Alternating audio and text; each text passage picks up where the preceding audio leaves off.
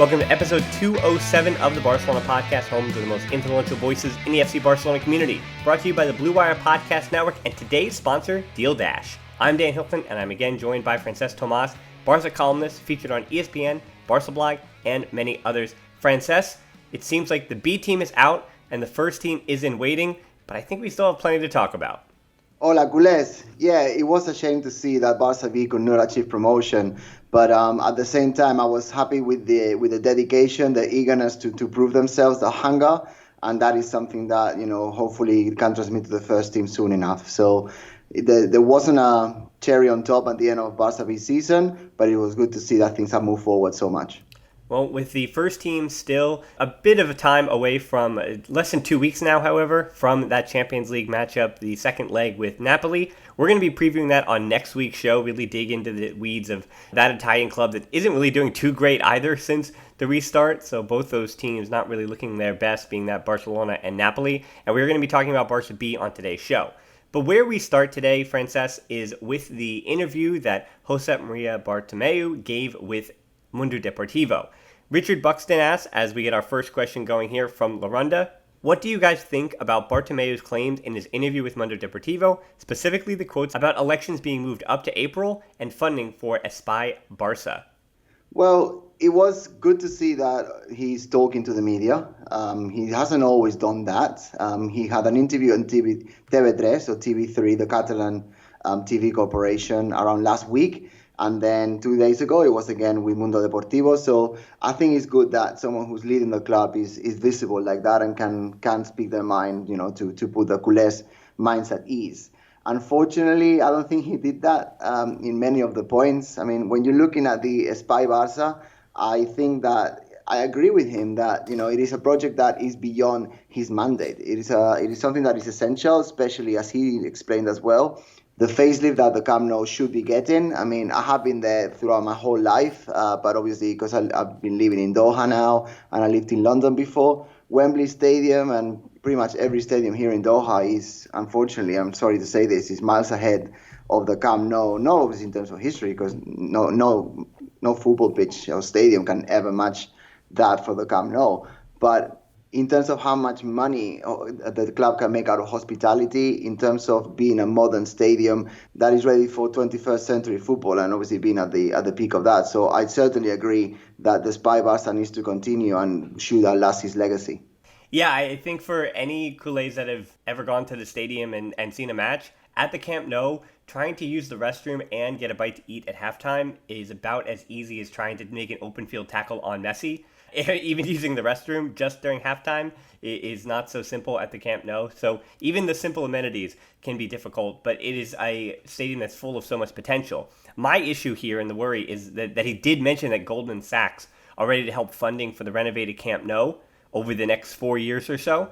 Where that becomes worrisome is we know that Barcelona are taking in sponsorship money, and there are certainly, we'll say, organizations to me in the world, and for those who listen to the podcast before, I've brought up different companies and different areas of the world, like when they went to Saudi Arabia to play, where I get a little uncomfortable. And as far as the Goldman Sachs deal comes, unfortunately, Barcelona is in a position just like all the other giants of the world, the teams that you consider forming a Europa Super League. And I think that as far as taking that corporate money, all those super clubs have to do it. Barca have to do it, unfortunately. The club is not in a point, especially with the debt already that is accrued. With the debt that the club is looking down the barrel of the gun at, there's no way to not accept not only sponsorship money, where you obviously now Rakuten on the front of the jersey. It's not even about a jersey sponsor, but everything. The Camp Nou, instead of calling it the Camp Nou, it's going to have to be named something, whether that's Goldman Sachs Stadium or whatever it is. And that's where, and we've been talking in the past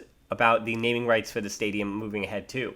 So the fans are going to still call it the Camp Nou. It'll always be the Camp Nou, but things are going to look different, and corporate money is necessary. Where that fits in with Bartomeu is that we always have known Bartomeu as more of a businessman than he was a footballing figure, and I think that has certainly hurt the club in footballing ways and footballing decisions. However, I think Bartomeu's interview in Mundo Deportivo is something that he should have been doing and having this kind of dialogue with culés a long time ago, because as a businessman, he should have done a better job messaging the fact that as much as culés don't want to hear it, the corporate world of top level football has changed even in the last 10, 15 years. And I'm not talking about the transfer market with Neymar and all that stuff. It has changed. The top level and the amount of money that's now being thrown around and the amount of money the club has put its debt in. However, Bartomeu also in that instance would have to accept the fault that has come with some of the bad moves, including Coutinho and the price that they paid for Dembele. Not the player, but the price that was paid for Dembele. And of course, Griezmann as well. So all the business that was done poorly, Bartomeu, I think it's a hard juxtaposition to do that. So, but and just like you, I think from this interview, I think is one of the better ones that he gave. But as I said, I wish the messaging about making Culés feel a little more at ease about, we'll say, the corporate selling out of the club, because that's not what it is. It's a necessary evil, but to have made that necessary evil a little more palatable for the fans. Well, as you mentioned, it is clear that, you've got this Smoothie King and the Staples Center, and you've got the Allianz Arena, and pretty much in every sport, any corporation, any club, any business, because really it is a business at the end of the day as well. As much as we want to be romantic about it, it is a business, and if it wasn't a business, the Barca would never be able to compete at the highest levels anymore. That is something that has happened, is happening, and it is a necessary evil that we need to go through. Yeah, agreed. And it was interesting. I think the most interesting comments here, we're going to talk about a bunch of them also at the end of the show, but it was about those elections that Richard also asked about, that moving them up to April. I guess that's a little bit interesting, but it also does signal to you and let you know that Bartomeu, as much as it's going to sound like a defense of the president, but as much as people might get on him and want him to leave and want him out, it's almost an admittance, I think, moving up those elections. I don't know all the reasons, but moving those up to April because of all the things that have happened. Yes, maybe it is him just wanting to leave and get out, and maybe he knows the direction that the Culés want to take the club in next, and that might not be necessarily that might be opposed to the way that his vision is set out or his vision has come to fruition at the club. But I think those are certainly the most interesting piece of news, that he was willing to admit that the elections might be moved up to next April. And I think that doesn't really change much, though, Francesc, in the big scheme of things, because he also brought up that he has a good relationship with Xavi.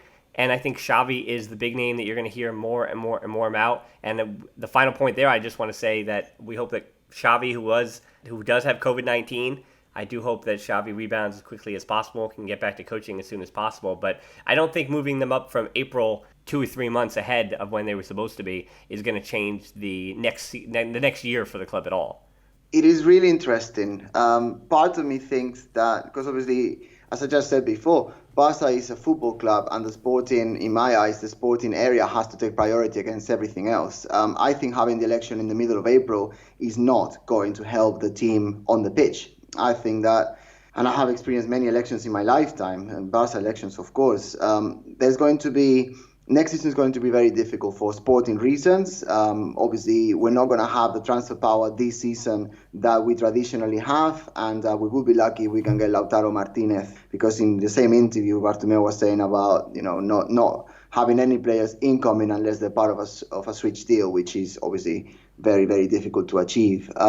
So if next season on the pitch, from a sporting perspective, is not fantastic, which I don't want to be too pessimistic, but it is doubtful that it will be incredible. We won't go back to Guardiola years, and I don't think we will be close to that either. But let's take the pessimistic me aside. Having an election in April means that from, I want to say, November, December, there's going to be ongoing attacks, disagreements, things said to the media by all the different candidates. I mean, Barca don't traditionally have just one candidate that is the continuista, which will be the Bartomeu Delfin, like we say in Catalonia, the endorsed continuistic candidate for Bartomeu. It doesn't seem to be one, but I think that eventually someone will come up and take the baton of what Sandro Rosell and Bartomeu have taken forward, at least to be part of the election. Then you've got Victor Font, which I think is a very strong candidate, but obviously it remains to be seen that the socies, who ultimately are the ones that will vote, are actually behind him. But then you've got other people. You may have Laporta coming back. He's been quite quiet lately, so that, in my experience, indicates that he's preparing something. There are a couple of more businessmen that have come up in sport and Mundo Deportivo lately, whose names escape me at the moment. But I think that, for the general public or our listeners to the podcast, I think once they have actually said, yes, we want to, run for presidency, then we should profile them. But at the moment, they're just, several businessmen around Catalonia saying that they could, that no one's confirmed, saying that they could go for it. And because of all of those reasons and that circus that would be formed, I think that April is a very weird time in terms of sporting and would definitely affect next season. However, I think that moving forward to what comes after, I think it is quite clever because, if you got the election in April and say Bartomeu comes out and, Mr. X comes in, then whoever is the successor will have enough time, not just to take the reins of the club in June, July, when, most of the transfer season is finished, or you need to have your transfer pretty much worked on since, I want to say, January at the latest, in order to one of these big signings come to fruition. So from a club perspective, from a preparation of the future perspective, I think April could actually be a great idea. Obviously, it is unusual that Barca have an election that early in the year, but I'm in two minds. I think that in the short term, I think it hurts the club in the sporting position, but in the long term, I think is the right thing to do.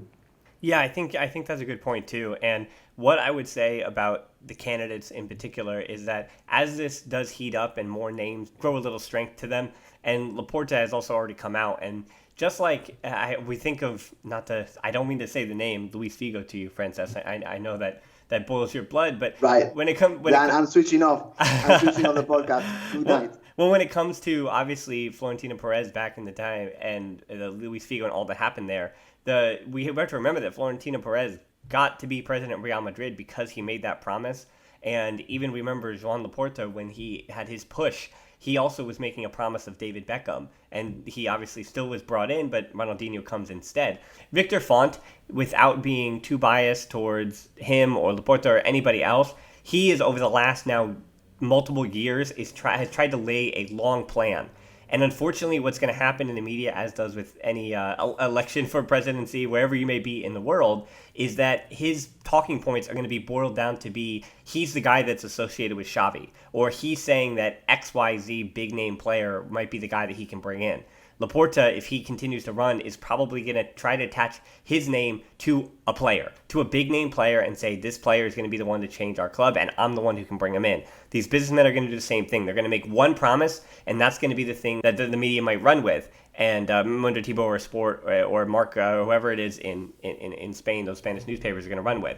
And so I think, I know for the socios that listen, we appreciate your vote and we trust you to make the right decision. But for everybody else, I would say when you're having dialogue about these presidents, the best thing to do is not just to boil their campaigns and their promises and their visions for the club down to one or two things, and recognize that these presidents should at least have, because Barcelona, it encompasses so much. It encompasses corporate sponsors, and it obviously La Masia should be a big priority for the club, and the outreach that the club still does. Remember when UNICEF was a big part of what the club represented itself to be, and it still sits on the back of the jersey. But yeah, and the women's team, moving that forward, and obviously the basketball team and handball, and the ways that COVID-19 and the pandemic have hurt the other sporting apparatuses at the club. It's not just the first team of football, which I know it does bring in the most money, but FC Barcelona has multiple sports and arenas and all these different things. So taking over and being president of FC Barcelona is a huge job that you can't just say, not even Lautaro Martínez, but you can't just say, I'm going to bring Neymar back and that's going to solve every problem that the club has. That's not what's going to work. So I would say just be vigilant and do your homework, and I hope to see, I don't have much faith I will see, but I do hope to see some nuanced dialogue about the presidency. And I did mention Barça B, and we're actually going to be really digging deep onto the second team right after the break.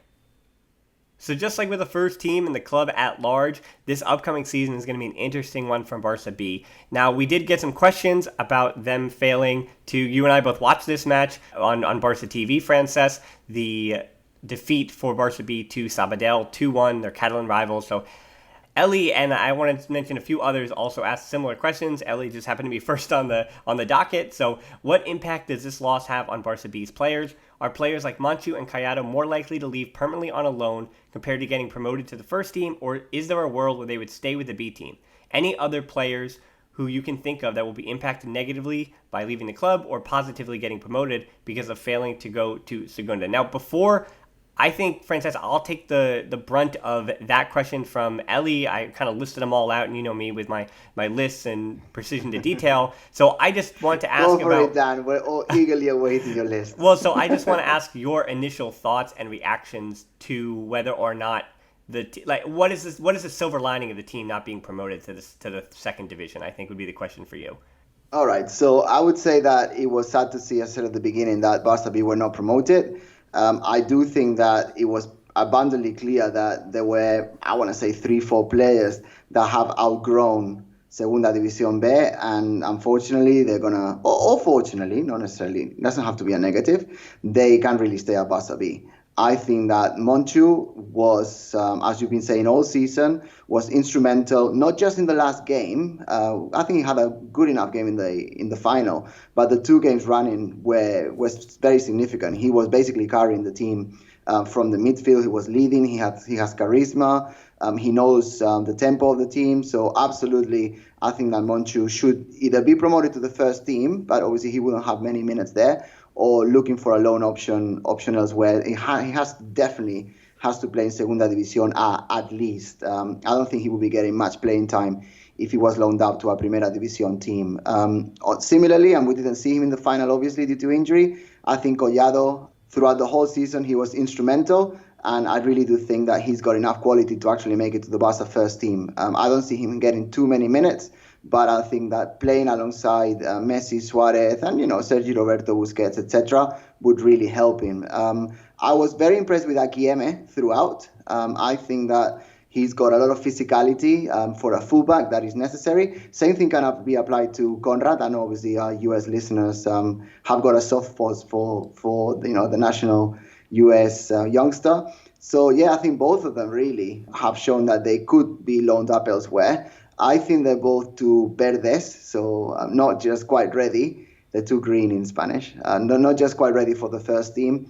But I think that especially Akieme could definitely help a team in Segunda División A, or maybe a team internationally like probably Miranda has done, hopefully with a better result than that. So ultimately, I think that García Pimienta has got a team that, they've always been hungry, but they're even hungrier for promotion now. I mean, they were so close. They're 45 minutes away, basically, from making history for Barça, which not many players can say. And I think El Bloque, so the core of the team, has to stay together.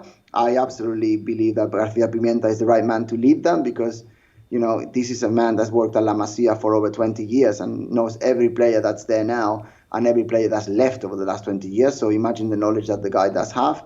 And I think the core of the team has to stay there. I'm not even mentioning Ricky, Ansu, or Araujo. I think they definitely have to go to the first team. But I think the core of the team with a couple of signings from, local Spanish clubs should be enough to go forward. I'm very intrigued to see what you've got in your list, Dan. Yeah, well, Bartomeu did mention that Puig, Araujo, and Fati will be promoted to the first team permanently. They're not in any way B team players, and Fati was already in that category for a while. But Puig is going to be a first team player, no ifs, ands, or buts about it. And I agree with you, too, that this team is going to get a little bit of a facelift, and I think that's unfortunate because this is one of the better Barça B sides that we've seen in multiple years, but there are just too many players that can't be playing third division football again next season. And the silver lining there is that even though the club on paper is going to be worse, because as I've mentioned in the past, you're going to have the core of the club next year is going to be now basically 17, 18, 19 years old, which is still different than this year's club, where the average age in that final for Barça B was 20 years old, and Sabadell starting 28-year-old. So you want to know one of the reasons why Sabadell was able to pull through in that match? Well, 8 years of an average age on the squad is different. So that's one of the reasons. And for Barça B, just that year or two of a younger average age, having the core of your team be 18, 19 as opposed to 20, 21, is going to wind up mattering in the results, where I don't expect them to be pushing for promotion next year. However, the group that is going to make up the core of next year's Barça B squad under Pimienta, I think have a higher ceiling than what some of the players on this year's squad was. So here's the list. Here we go. I basically broke up this roster into 4 different sections. It was players who are going to be promoted outright to the first team, and I don't see why not. It's players who are going to need first team football, and I can't imagine them with the B team again next year. There's the players that kind of just belong in the 3rd division or at that level, and why would they leave? And then there's the developmental players that are 17 to 19 years old that I said are going to make up the core of the team, all of which might have some first team potential if things go right for them and the next 2 or 3 years of their professional careers wind up working well for Barça B. So ranking number 1, the guys who are promoted, I already mentioned Puig, Araujo, Fati. Also remember that Trincao and Pedri, not La Masia products, but they're going to be around the first team picture, or should be. Alenya is also going to be returning. He's only in his 3rd season of first team football, I want to remind everybody. And they also have Musawage, Orel Busquets, and Juan Miranda floating out. I'm not sure what their future is. Most likely, with how the club needs money, I wouldn't expect any of those players to be FC Barcelona players by October or November. And with that list, you might notice that I haven't mentioned any other players that you watched for Barça B being in the first team. Because unfortunately, as far as players that need first team football, but I don't think there's going to be room for on the Barcelona roster, which as we see with Trincao and Pedri and the guys who are promoted already, you're already talking about 5 or 6 new players, young players into the first team next year. It's going to look a lot more youthful, which is a good thing, but that means less room for the players that are farther down that youthful depth chart. And so when it comes to Manchu, Alex Callado, who I mentioned, I think he's good enough to make appearances for the first team, but with his injury, he's probably going to miss the preseason, and that is, I think, basically going to freeze him out, which is really, really unfortunate. It was an awful injury, Callado, for both Barça B and his own career, timing-wise. As you mentioned, Sergio Akeme and the right back, Danny Morer, they're already in their early 20s, and they're at a point in their career, being 21 and 22 respectively, that they shouldn't be languishing in the 3rd division anymore. I think they're good enough to play in levels above that, so I would expect that if Barca can get 3 to 5 million for them, that the club will sell them on. I don't even expect a loan there. Iñaki Peña, who he actually did have a rough 3 matches in trying to get promoted, but Iñaki Peña, it seems like Bartomeu also said that Neto was one of the top 10 goalies in the world. So that is basically a message to Iñaki Peña that if Bartomeu says that Neto is a top 10 goalie in the world, which is obviously not true in any way, that Iñaki Peña cannot expect to be in the first team picture. So that means he needs first team football. Ludo Reis, who the club spent $3 million on. He'll be 20 next year, but they spent $3 million on him to be in the 3rd division. So I'm already raising my eyebrows there, and he's not good enough to make the first team, certainly.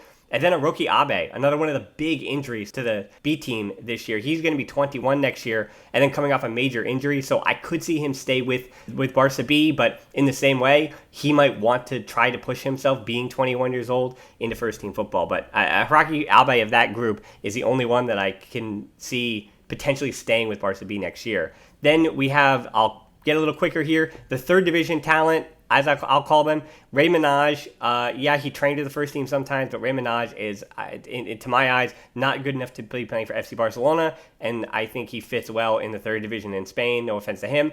The captain, Ferran Serenades, who has had a ton of injuries in his career, unfortunately. A case of Sergi Samper, just with not as much talent, unfortunately. He is their captain, and I could see him just getting to be able to play and be on the field for Barça B, even though I think he's going to be 23 next year. So he's another one. Oscar Mingueza, I mentioned before. He came up with that generation with Chumi and Cuenca, but I just don't think he has the tools to be a first-team player for Barça, so I could see him staying with the club until his contract runs out. Mateus Pereira, who I just noticed this the other day. I had mentioned that Alejandro Marquez was sold to Juventus in January for 8 million euros, the striker, and Mateus Pereira came back on loan. However, that loan expired, and the club then has to pay 8 million for Mateus Pereira. You watch the matches, Francesc. Is Mateus Pereira worth 8 million euros, or is this, this was certainly another deal that the club did very quietly in January that I didn't notice to try to balance the books. But to spend 8 million on Mateus Pereira is absolutely absurd. It's ludicrous, isn't it? I just don't think that. Obviously, you notice that the surname rings a bell because you've read about him, and you've seen all of these transfers going back and forth. But obviously, as you're saying, a little bit underhand, underreported for sure. It's laughable. It's ludicrous. I mean, this guy is not worth 1 million euros, never in a million years. But that's one of those strange signings, like Douglas back in the time, they're just really weird. And for some reason, and no disrespect here, for some reason, the vast majority of these weird signings seem to come from Brazil for some reason. I've got nothing else to add because I don't know anything else, but it just stinks a little bit. Yeah, well, let me finish my list. Lucas de Vega, who was loaned to Cartagena, who got promoted to the second division, he will be back in the Barça B picture, but he was a major player for Cartagena, so they could actually buy him outright, and obviously the club would love to take some dollars from Cartagena, who will get promotion. So Lucas de Vega, I think he's a third division talent, but we'll see what happens to him next year. And then you have the core of the team, though, for development-wise. So I mentioned Iñaki Peña having to be loaned or moved to another first division side or a second division side. That's because Arnau Tenas is just a year younger and is really, really good in net, has a lot of potential, and Arnau Tenas should be the number one at Barça B next year. We saw ES Moriba, he'll get another year in Barça B. Same thing with Conrad de la Fuente, Andre Oriana, Gerard Peque Fernandez, Niels Mortimer, Nico Gonzalez, Alvaro Sanz, Sergio Rosanas, Mika Marmol. Those are all players that were around Barça B this season. And even though Rosanas didn't make an appearance, I don't know if Alvaro Sanz ever made an appearance either, but the rest already got time with Barça B and is in Pimienta's picture. And as Pimienta said himself, the squad that started the season for Barça B looked nothing like the one that ended it and was fighting for promotion. The team got a lot younger, and it was infused with a really talented Juvenil A squad, along with Igor, Santiago Ramos Mingo, who never played for Barça B this year. He was a Boca Juniors addition, and then we will also have to see that, you talked about the Brazilians, Gustavo Maia from Sao Paulo. We're going to just have to see what those players add, as that Maia was a €3 million Brazilian, so, well, yeah, already eyebrows are being raised. But as I said, the big picture here and what the Barça B is going to look like next year is much younger, but I think there's a talented group of young players that is going to make up the core. So I know that it's disappointing that they didn't make promotion, and I think where I'm going to leave this idea is that as much as we are disheartened that they're not going to get the experience of the second division, because of the way that the squad is going to look next year from 17 to 19, maybe it's not the worst thing that this group of teenagers isn't going to get the trash kicked out of them in the second division next year. They'll continue to get the trash kicked out of them in the third division on worse pitches. But the point is that if Puig and Fati, they've showed you. Fati went from Juvenil A straight to the first team, and he was ready. Puig, he was at Barça B for a while, but he was at Barça B in the third division. Same thing with Araujo. And then they made the move to FC Barcelona. Whether these players are playing in the second division or the third division, if you're 17, 18, 19, 20 years old, if you're good enough to make Barcelona, it doesn't matter if they're coming from the third team or the second team, and in Fati's case, even from Juvenil A for the really, really, really big prospects. So I think if you're good enough, you're going to make the first team, and I think there are definitely a lot of names there that I said, and as pessimistic as it might feel and as disheartening as it might feel, because I think a lot of people had their attention on Barça B this year in ways that I haven't seen in recent years, I actually am pretty optimistic about the talent that is there for the future.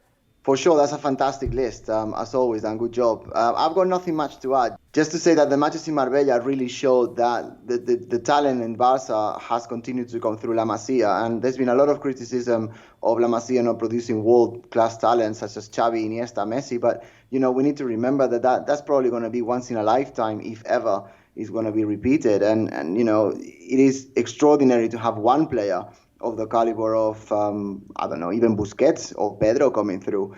And that's what we've got with Ansu Fati and Ricky Puig, etc. But out of the hundreds and thousands of children that eventually play for Barca in their lifetime, if there is one that is tremendously capable and can start at Barca level, that is a blessing in disguise. And obviously my brother played in Segunda División B and Tercera División for many, many years. And I think that if you look at especially in the final, Sabadell were not better than Barca at all, but obviously they have Oficio. They've been, they're 8 years older on average, as you mentioned.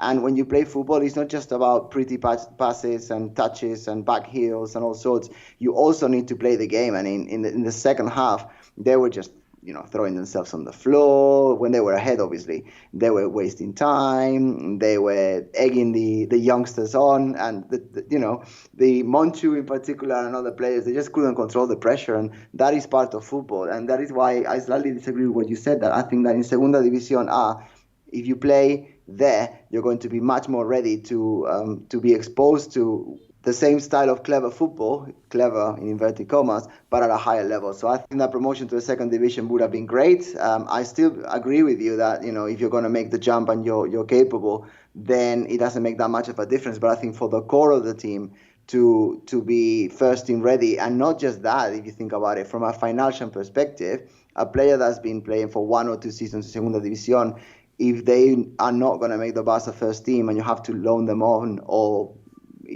from an economic perspective, sell them on for profit, I think they're going to be more valuable. But, I'm happy that there are several players, as we mentioned already, coming out of this crop that can continue to develop their career and hopefully benefit Barca either on the pitch or from an economical perspective in the long run. Yeah, I think that's right, though. I think that's actually a really good point that you brought up about how these players in the third division, just like an Akeme or a Morer, they would be worth a little bit more on the market if they were playing in the second division as opposed to the third division. Yeah, and I do want to mention, too, that I was pretty critical in the Patreon Quick Take match review of the referee.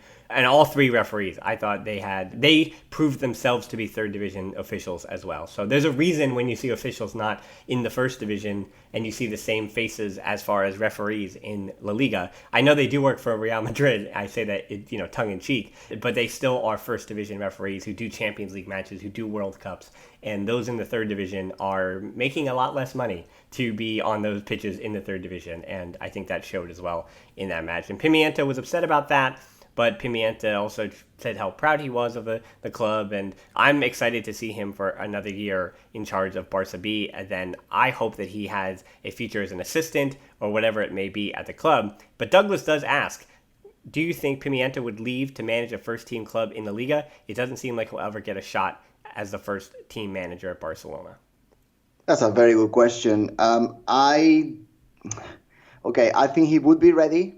I think that, he's got the skills, he's got the knowledge, he's got the right style. He's got a very good knowledge of young players that obviously he could sign on the cheapish if he was to go to, say, Alaves or anything like that. But I think he's a La Masia man, to be honest. I think that what he's doing at Barca is very special. I think that he's valued. I mean, let's not forget that his contract was renewed, I think it was 2-3 weeks ago, really, on the last day of his previous contract, which is baffling, but let's not digress. So I think he's got the skills, but I think that there may be a chance coming his way eventually if he stays at Barca. Bartomeu was very clear in his interview that Quique Setién is the man to take Barca forward.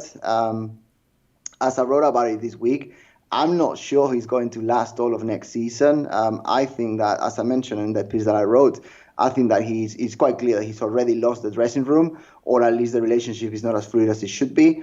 If I was chairman, if I was president of Barca, I would sack him after the Champions League, and I would try and find a manager to have in the interim. To be honest, I think García Pimienta would do as good a job as anybody else, especially if you want Barca to, promote these La Masia youngsters. Guardiola did it when he came from the second team. Luis Enrique did it when he came from the second team. I see no reason why García Pimienta couldn't do it. Granted, he was a professional player, but he played for Barça B and he debuted for the Barca first team. But he was never an international. He was never a regular even at Barca. So I think that players like Messi, Suarez, Alba, Busquets, Piqué may find it hard to relate to someone who, at a professional level as a player was a nobody, really. But I think they would show him some respect because obviously he knows La Masia, and if he was going to bring a transition from within, I think he would be a good choice. I'm happy that the decision is not up to me, because otherwise I could get criticized enormously for whatever decision goes wrong. But I just don't think Setién is the right person for next year. Granted, he's already started, so you could continue. But, and I know I've mentioned several times, I'm just very wary of what Barca will be next year. I think it could be a polvorín, which is an accident waiting to happen. Yeah, I think that whole manager needed to be a top level, like a Zidane level player or a Guardiola level player to succeed as a manager. I think that's a little bit overblown. I think there is some kind of truth to that when it comes to these top players, sure. But you look at Tito Villanova or Jose Mourinho, and I know it's hard to even, I can't believe I'm saying both of those names in the same breath, but when you look at, thinking back to the eye poke, but when you think of Villanova and when you think of Mourinho And when you think of, even in Germany, you have the very youthful coach in Nagelsmann, who's one of the best young managers in the entire world that easily commands his dressing rooms. I think there are managers with good ideas, and that even if they got a little bit of playing in, it shouldn't just have to be top level players becoming managers. Because you look at what happened with Thierry Henry, who's now in the MLS, but you look at what he had with Monaco, where you thought that having Thierry Henry take over at Monaco for that these 20 to 22-year-olds who actually were too young to watch him actually play, that these players would then fall right in line. It just didn't work out that way. And so I do agree that the cult of personality can be important too. For sure, but I think that if there is one club in the world in which that really, really matters, is Barca, because El Entorno, the media, the fans, they are very, very quick. Well, we really are very quick to pile up on someone who doesn't have the credential with think turns ugly. And I don't want to digress too much, but Frank Lampard, for example, club legend at Chelsea, a team that over the last 15 years really. Have been business orientated in the sense that, at one point they had, I don't know if it was like 30 players they had signed and loaned out and then returned, etc. Well, they got the transfer ban last year, and Lampard has made 8 academy players debut, and loads of them are establishing themselves at first team level. And how great would it be by the end of next season? You could say that there were 8 players, maybe include Pedri and Trincao on that are establishing themselves at first team level. That would be the facelift that we've been asking for nearly 2 years at Barca. Yeah, but that's another idea, though, that I think that it shouldn't take a manager who is associated with Barcelona that says, oh, he understands La Masia and he understands the point of the club, and that those are the only people that are going to be able to bring up academy products. I just think that if this is the criteria, then these interviews need to be a little more thorough and a little bit better about, you shouldn't just be able to take, this is a former player, this is a former La Masia player, this is a former player that was just associated with Barcelona, that winds up being the criteria, and you think that is going to be the indication to how they're going to run the club. Because going back to Ernesto Valverde, that's not how our expectations for what he would do at the club, based on the simple pedigree that we gave him, that he was a former Barca player, that he used a lot of youth products at Athletic Club. Those were what we believed he would continue on to Barcelona, but we know that Barcelona job comes with its own set of parameters and can literally change a manager, that can make what a manager's vision and ideas are in that opening press conference, and it always seems to flip it on its head unless you really are the kind of personality that is Pep Guardiola, and there aren't many like him in the world. So let's finish this up, though, with some transfer talk. Pancho, Damjan, Pulkit, they all had similar questions in response to Bartomeu's mentioning of Lautaro and Neymar that we spoke about earlier in the show. Bartomeu had stated that Lautaro and Neymar are not really in next year's picture, seeing as there is no pure striker, also with the B team ready for the jump, as I had already mentioned.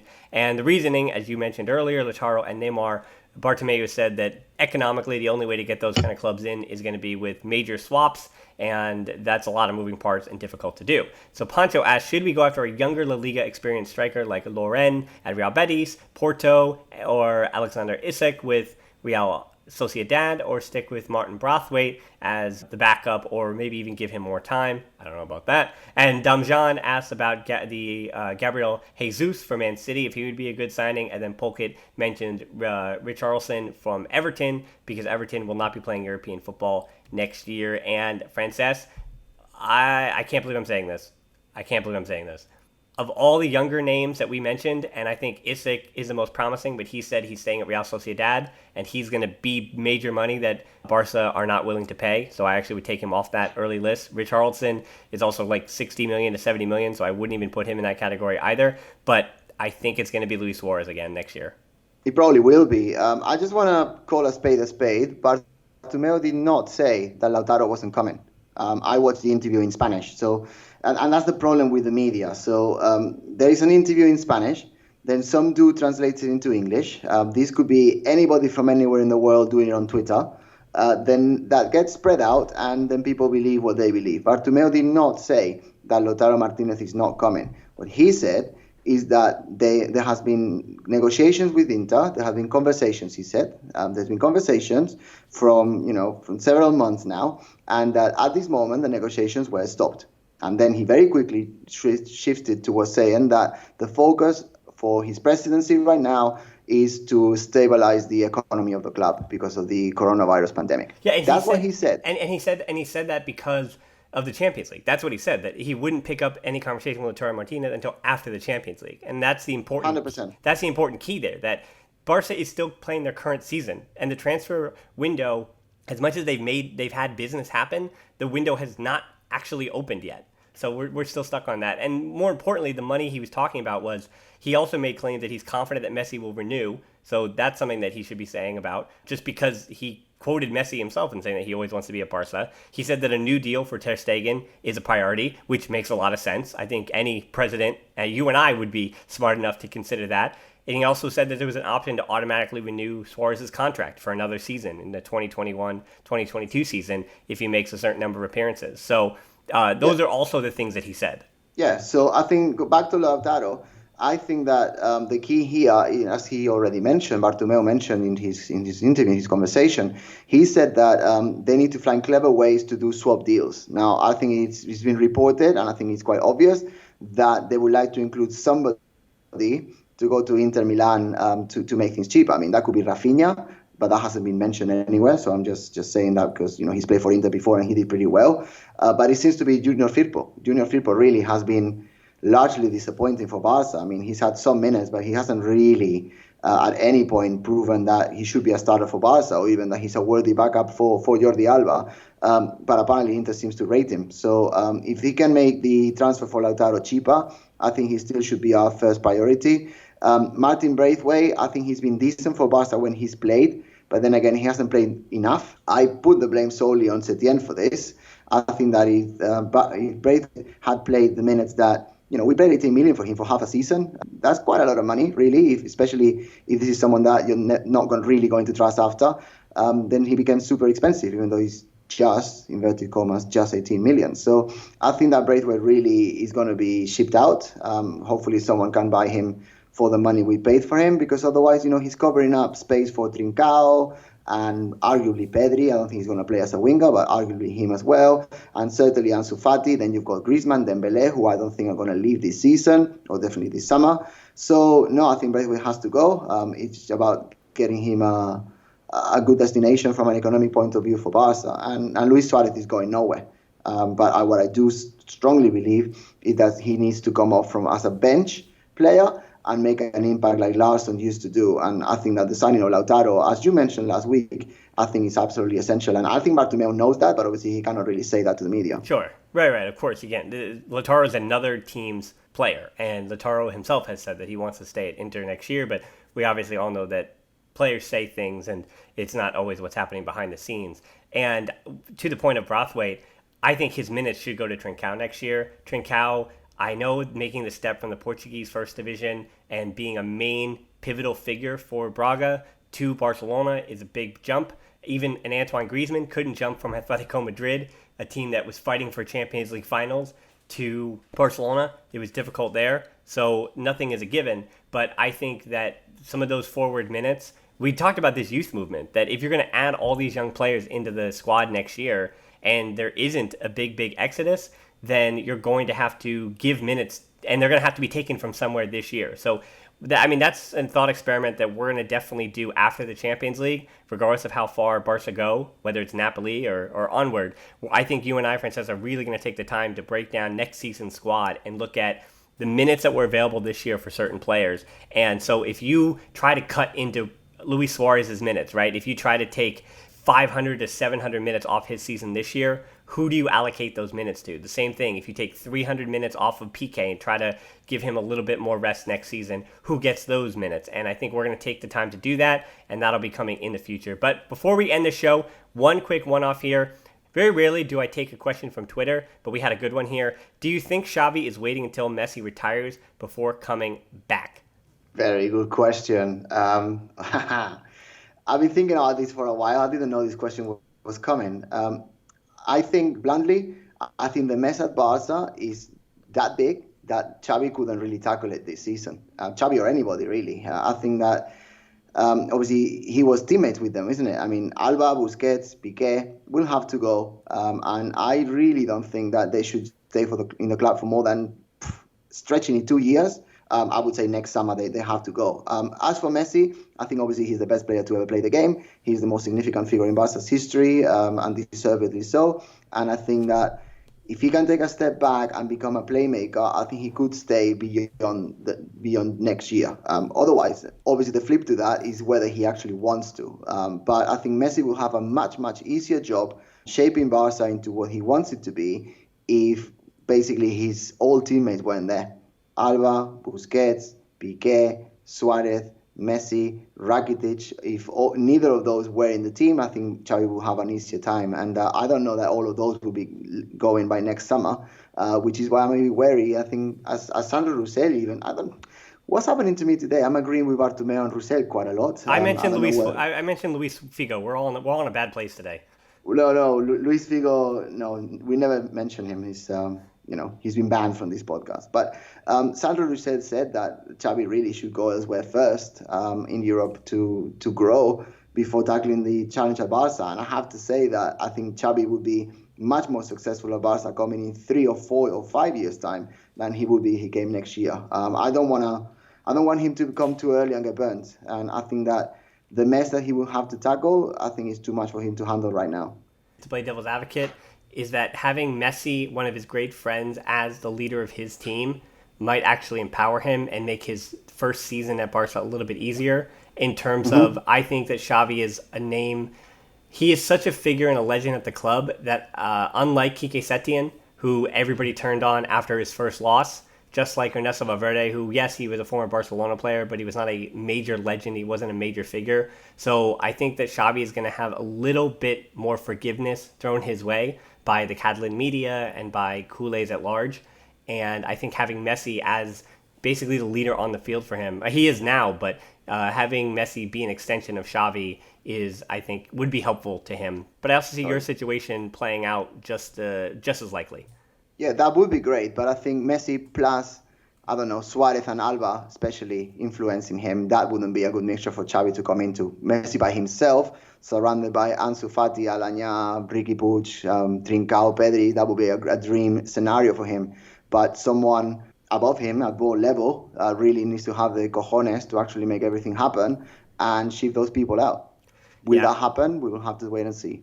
Yep, well, we'll have to wait and see. Again, now we're going through hypotheticals of future seasons, so I think that's a good place to leave it for the day. So, Francesc, I want to thank you and thank everyone else for tuning into the show. You can tap in your app and check out the show notes to subscribe. Find us on social media. We're on Twitter at the Barcelona Pod, at HiltonD13 for me, and on Instagram at the Barcelona Pod. Closed Facebook group is tvpod.link/group. Deeper dive discussions, that's where we got these questions from Lorinda, so thank you for the listener questions. You can also help us out on Patreon to continue making these shows at tvpod.link/Patreon. I also did a quick take match review, tactically breaking down Barça B's performance against Sabadell recently. We're also on YouTube, where we do special exclusive content there as well, the Barcelona Podcast. Check us out, hit that subscription button. It's all very helpful. But thanks so much for listening to this, the Barcelona Podcast. Until next time, we'll talk to you soon. Forza Barça. Forza!